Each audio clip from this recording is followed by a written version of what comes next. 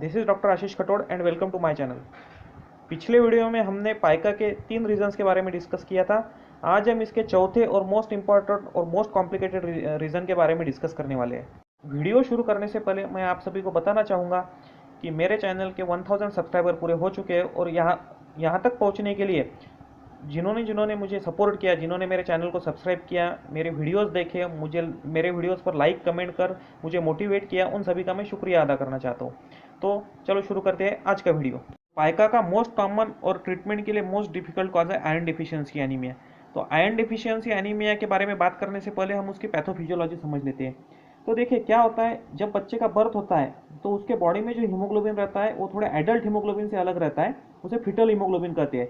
इस foetal haemoglobin का structure adult haemoglobin से थोड़ा अलग रहता है और इसकी ऑक्सीजन कैरिंग कैपेसिटी कम होती है और इसकी वैल्यू एडल्ट हीमोग्लोबिन से थोड़ी ज़्यादा रहती है। मतलब एडल्ट में जो हीमोग्लोबिन की वैल्यू 13 से 14 ग्राम तक रहती है, 12 से 14 ग्राम तक, तो न्यूबॉर्न में यह वैल्यू 17 से 18 ग्राम तक रहती है। फिर धीरे धीरे क्या होता है, यह हीमोग्लोबिन आरबीसीज को अटैच रहता है और आरबीसीज का लाइफ स्पैन रहता है 120 डेज, यानी 4 महीने तक। धीरे धीरे क्या होता है कि यह सभी जो फिटल हीमोग्लोबिन है यह एडल्ट हीमोग्लोबिन से रिप्लेस हो जाता है। लेकिन इस समय क्या होता है कि बच्चा सिर्फ एक्सक्लूसिवली ब्रेस्ट फीडिंग पर रहता है, सिर्फ माँ के दूध पे रहता है और माँ के दूध में आयरन बिल्कुल नहीं रहता है, कैल्शियम रहता है। तो इस जो रिप्लेसमेंट के लिए जो न्यूबॉर्न की बॉडी है वो सिर्फ जो आयरन स्टोरेज है, जो कि जब माँ के पेट में था उस समय उसके बॉडी में जो आयरन स्टोर हुआ है उस पर डिपेंड रहता है। अब इसके बाद क्या होता है, देखिए अगर सपोज ये 4 महीने के बाद क्या होता है कि जैसे ही ये फिटल हीमोग्लोबिन खत्म हो जाता है और एडल्ट हीमोग्लोबिन बनना शुरू हो जाता है, तो उस समय अगर सपोज बच्चे के बॉडी में आयरन की डिफिशियंसी रही, यानी स्टोरेज प्रॉपर नहीं रहा, तो उससे एनीमिया डेवलप हो जाता है। इसमें और कंट्रीब्यूट करता है प्रोलॉन्ग फीडिंग, यानी किसी बच्चे को जैसे 6 महीने में वीनिंग शुरू करना चाहिए, तो अगर उसको 6 महीने में वीनिंग नहीं शुरू किया, ऊपर का खाना खिलाना शुरू नहीं किया, तो इसको प्रोलॉन्ग ब्रेस्ट फीडिंग किया, ये जो भी टॉप फीड है ये अगर देते गए, इसके बाद में अगर वीनिंग शुरू भी किया तो चाहिए उतना नहीं दिया, यानी ऊपर का अगर खिला भी रहे हैं तो क्या 2-3 चम्मच चावल का पानी खिला रहे हैं या 2-3 चम्मच दाल का पानी खिला रहे हैं या एक आधा बिस्किट खिला रहे हैं, यानी कम मात्रा में दिया गया है। तो इसके कारण क्या है कि बॉडी में आयरन के जो सोर्सेस है, जो जिससे भी आयरन बनता है बॉडी में तैयार होता है, जिस चीज़ों से आयरन जाता है वह चीज़ें अगर बॉडी में गई नहीं और सिर्फ दूध जाते रहा, तो क्या होता है कि आयरन डिफिशियंसी और ज़्यादा बढ़ जाती है। यानी शुरू में तो आयरन डिफिशियंसी रहती है, इसे फिजियोलॉजिकल नाइडियर कहते हैं, यानी एक फिजियोलॉजिकल आयरन डिफिशियंसी 4 से 6 महीने में बॉडी में डेवलप होती है। उसके बाद में 6 महीने बाद अगर प्रॉपर विनिंग किया और प्रॉपर ऊपर से ऊपर का खाना खिला दिया, आयरन के सोर्सेज दिए, आयरन का टॉनिक दिया, आयरन के सप्लीमेंट दिए, तो फिर ये आयरन डिफिशियंसी अच्छी भी हो सकती है। लेकिन होता क्या है, जब बच्चा 6 महीने का होता है उसके बाद प्रॉपर विनिंग शुरू नहीं होता है, तो इसके कारण ये आयरन डिफिशियंसी डेवलप हो जाती है। और अभी डेवलप नहीं होने को ना इसलिए, और प्रॉपर विनिंग कैसे करने को ना, इसके बारे में मैं और नेक्स्ट वीडियो में डिटेल बताने वाला हूँ।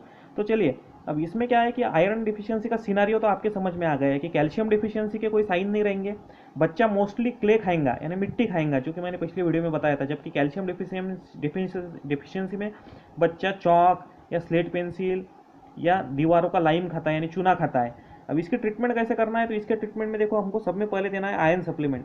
आयरन सप्लीमेंट अपने को देना पड़ता है। लेकिन आयरन सप्लीमेंट के साथ एक बहुत बड़ा प्रॉब्लम है कि इनएडिक्वेसी ऑफ डोज। जैसे कि सपोज आयरन डिफिशियंसी में आयरन का डोज है 6 mg पर kg per day in 2 divided doses. लेकिन क्या है, मोस्ट ऑफ द जो आयरन सिरप है उनमें आयरन जो एलिमेंटल आयरन है वो बहुत कम जाता है उसके वेट के हिसाब से। सपोज 10 किलो का बच्चा है तो उसे करीबन 60 मिलीग्राम आयरन जाना चाहिए, लेकिन कोई सिरप आता है तो उसमें करीबन 25 milligram of iron each 5 ml content रहता है, तो इसके कारण फिर उसका डोज कम जाता है। लेकिन इसमें अगर आयरन का डोज बढ़ा दिया तो उसका नेक्स्ट प्रॉब्लम शुरू हो जाता है, वो एक्सेप्टेंस का।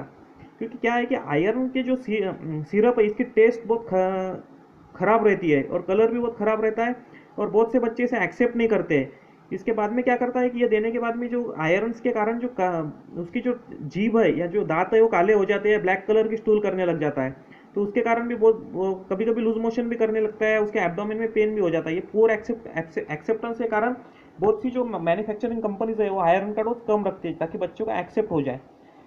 ठीक है, यानी अगर सपोज डोज कम रखा तो उसे उसकी ट्रीटमेंट ठीक से होती नहीं, डोज बढ़ा दिया तो एक्सेप्टेंस का प्रॉब्लम आता। इसका नेक्स्ट प्रॉब्लम है पुअर बायो अवेलेबिलिटी।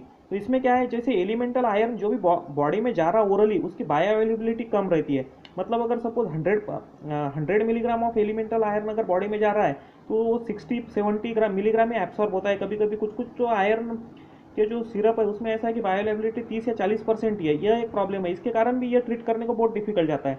और दूसरा है कि इनएडिक्वेट ड्यूरेशन, मतलब कैसा है कि जो आयरन की ट्रीटमेंट है कम से कम 3 महीने तो भी लेना चाहिए, जब तक हीमोग्लोबिन नॉर्मल नहीं आता तब तक लेना चाहिए।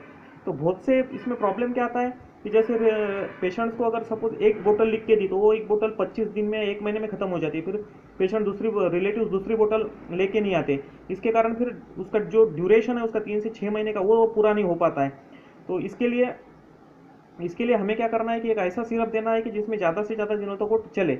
और इसके साथ और दूसरा फैक्टर रहता है कि इसमें आयरन के साथ कभी कभी B12 या फॉलिक एसिड की भी डेफिशिएंसी रहती है और विटामिन सी की भी डेफिशिएंसी रहती है। तो हमें ये देखना इंश्योर करना चाहिए कि आयरन सिरप के साथ विटामिन B12 और फॉलिक एसिड भी उसे ठीक से जा रहा है या नहीं। तो जनरली क्या है कि कुछ आयरन सिरप ऐसे रहते हैं कि जिसमें एलिमेंटल आयरन तो रहता है और B12 फॉलिक एसिड भी रहता है और विटामिन सी अपन अलग से उसको और दे सकते हैं। इसके साथ प्रोटीन्स का भी रोल आयरन एब्सॉर्प्शन में रहता है। तो हाई प्रोटीन डाइट या कुछ कुछ ऐसे प्रोटीन के साथ कंपाउंडिंग किए हुए या बफरिंग किए हुए भी कुछ आयरन सिरप आ रहे हैं।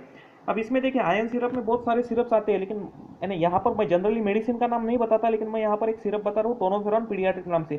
इसमें क्या है जो एलिमेंटल आयरन है ये बहुत ज़्यादा ईच 5 ml कंटेंट, यानी इसमें ऐसा है कि ईच 5 ml कंटेंट करीबन 80 मिलीग्राम ऑफ एलिमेंटल आयरन है।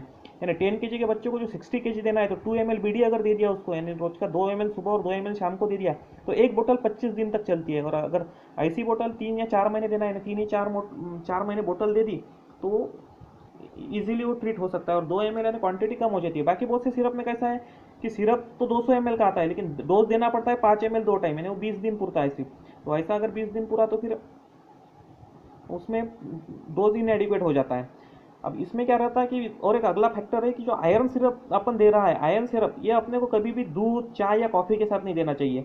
बहुत से बार इसके कारण भी, जैसे कोई क्या करते हैं कि बच्चे को दूध पिलाते हैं और दूध पिलाने के बाद तुरंत आयरन सिरप दे देते हैं, उसके कारण वो आयरन सिरप इनएक्टिवेट हो जाता है, यानी उसमें का आयरन और वो सिस्टमिक सर्कुलेशन में नहीं जाता है। वैसे टी और कॉफ़ी के साथ है, उसके साथ अगर किसी को हाइपर एडल्ट के बारे में अगर किसी को हाइपर एसिडिटी की तकलीफ ज़्यादा है तो इसके कारण भी आयरन एब्सॉर्ब नहीं होता। दूसरा क्या जो मैंने पिछले वीडियो में बताया था कैल्शियम सिरप, कैल्शियम सिरप के साथ अगर आयरन सिरप देंगे तो आयरन सिरप काम नहीं करेगा, आयरन सिरप इनएक्टिवेट हो जाता है। इस बात का हमेशा ख्याल रखना चाहिए। बहुत से डॉक्टर्स क्या करते हैं कि पाइका में आयरन और कैल्शियम दोनों में से किसकी डेफिशिएंसी ये डिफ्रेंशिएट नहीं करते और कभी कभी आयरन और कैल्शियम सिरप साथ में ही दे देते हैं। तो ऐसा करने से क्या होता है कि कैल्शियम सिरप तो काम कर जाता है लेकिन आयरन सिरप काम नहीं करता और उसका पाइका ट्रीट नहीं होता। तो इस बात का हमेशा ख्याल रखना चाहिए और इसको ओवरकम करने के लिए क्या करना चाहिए इसके बारे में अब हम बात करेंगे अगले वीडियो में कि ये कैल्शियम सिरप कैसे देना चाहिए और आयरन सिरप कैसे देना चाहिए। और दोनों की डेफिशिएंसी में का डिफरेंस तो आपको पता ही है, मैंने पहले ही बता दिया है कि दोनों में से कि पाइका जो है ये आयरन डिफिशियंसी के कारण है या कैल्शियम डिफिशियंसी के कारण है, ये दोनों कैसे पहचानना। दूसरा ऐसा है कि देखिए ये जो है ना ये इमीडिएटली आफ्टर मिल्क या एकदम भूख जब लगी हुई रहती है, यानी खाना खाने की जब तेज़ भूख लगी हुई है तब भी नहीं देना चाहिए, क्योंकि जो गैस्ट्रिक एसिड है ये इसे डिस्ट्रॉय कर देता है। और दूसरा खाना खाने के बाद तुरंत नहीं देना चाहिए, क्योंकि जो खाना है वो भी उसके साथ उसे इनएक्टिवेट करता है। तो इन सब ये जो प्रॉब्लम है, इतने मैंने जो 4-5 प्रॉब्लम आपको बोले कि poor acceptance, poor bioavailability, interaction with milk, food, T, coffee, calcium, ये सब प्रॉब्लम के कारण आयरन का एब्सॉर्प्शन कम होता है और ये ट्रीट करने में बहुत ज़्यादा तकलीफ देते हैं। क्योंकि क्या होता है जैसे कैल्शियम डिफिशियंसी के कारण पाइका है तो उसे 3-4 महीने कैल्शियम विटामिन D3 दे दिया और दूध दे दिया, और दूध तो ऑलरेडी बच्चे अच्छे पीते हैं तो इसका ये बहुत जल्दी ट्रीट हो जाते हैं। लेकिन जो आयरन डिफिशियंसी से पाइका होता है वो इन सब कारणों के कारण ट्रीट करने में बहुत ज़्यादा तकलीफ जाती है। और इसके साथ एज यूजुअल हमको डीवर्मिंग तो करना ही चाहिए। डीवर्मिंग और जो एंटी हेलमिंथिक अपन देते हैं वर्मीसाइड वर्म्स के लिए, तो ये अपने को 6 महीने में एक बार डोज देना ही चाहिए। हाँ, और इसमें क्या रहता है अगर सपोज HB हीमोग्लोबिन 6 से कम है और उसको कोई सीरियस इलनेस है, जैसे बहुत तेज़ बुखार आ रहा, न्यूमोनिया हो गया या ऐसा कुछ रहा, तो फिर इसको एक बार का एक्यूट डेफिशिएंसी कम करने के लिए हमें ब्लड ट्रांसफ्यूजन भी करना पड़ता है। हाँ, अब इसके साथ और क्या कर सकते हैं सिरप के साथ, तो कुछ ऐसे जो आयरन रिच फूड है वो देना चाहिए। जैसे आयरन रिच फूड कौन से है, तो इसके लिए देखिए एक मैं थंब रूल आपको बताता हूँ। जो फूड का कलर रेड या डार्क रेड है वो उसमें आयरन ज़्यादा रहता है। जिन फूड का कलर व्हाइट है उसमें कैल्शियम ज़्यादा रहता है, और जिन फूड का कलर येलो है उसमें प्रोटीन ज़्यादा रहता है। जैसे कि दूध का कलर व्हाइट है तो उसमें कैल्शियम ज़्यादा रहेगा, लेकिन जैसे कि कैरोट है या पोमरग्रेनेट है या अंजीर है या फिर जो ग्राउंडनट और जैगरी यानी गुड़ और शेंगदाने जो आते हैं या फिर बीट रूट है, इन सब का कलर जो है वो रेड रहता है या डार्क रेड रहता है, तो इनमें आयरन ज़्यादा रहता है।